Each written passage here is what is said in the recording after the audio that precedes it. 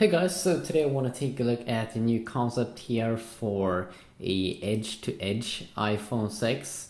So of course now we have the new iPhones for this year, iPhone 5s and the iPhone 5C, but they didn't bring a bigger display. But as you can see here on this concept, it will bring, or on this concept, it has a bigger display, and we've also been seeing some articles about this that next year it seems that Apple will make a bigger display, and I wouldn't be surprised if they do, because they seem to be doing that every 2 years or so, bumping up the display maybe to 4.5 inch, 4.3 inch display, 4.8 inch even. That would be kind of nice.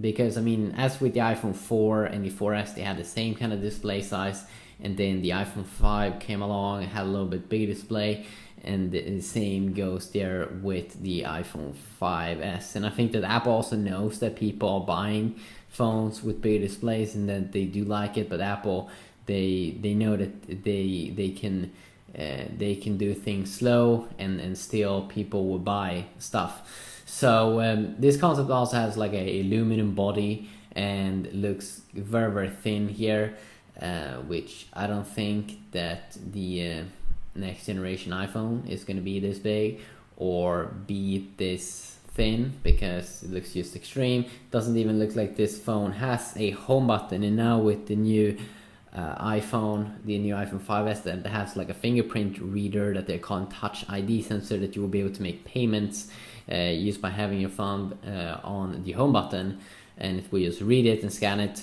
I definitely do believe it will still, I mean, Apple will continue to use like the home button, because why would they only have Touch ID sensor in one of their iPhones and then just stop having it? I definitely also do believe that payments, that more people will do payments, because it just will be easier.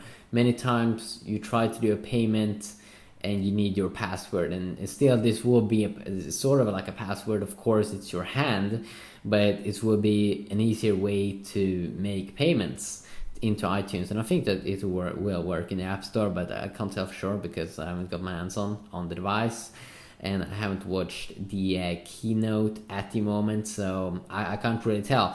But I definitely believe that maybe even increase the sales of 10% or 10, 20, 30% of iTunes sales, just because it will be easier to make payments. So if they do see that kind of like increase, of course they still want to keep it easy and keep people to be able to do payments with like a sensor. Of course they will be able to have a sensor at another area or something, of course, but that feels a little bit more longer in the future. I still think that we'll see the home button, and I don't even know if Apple would do bigger than 4.3 inch display next time they update.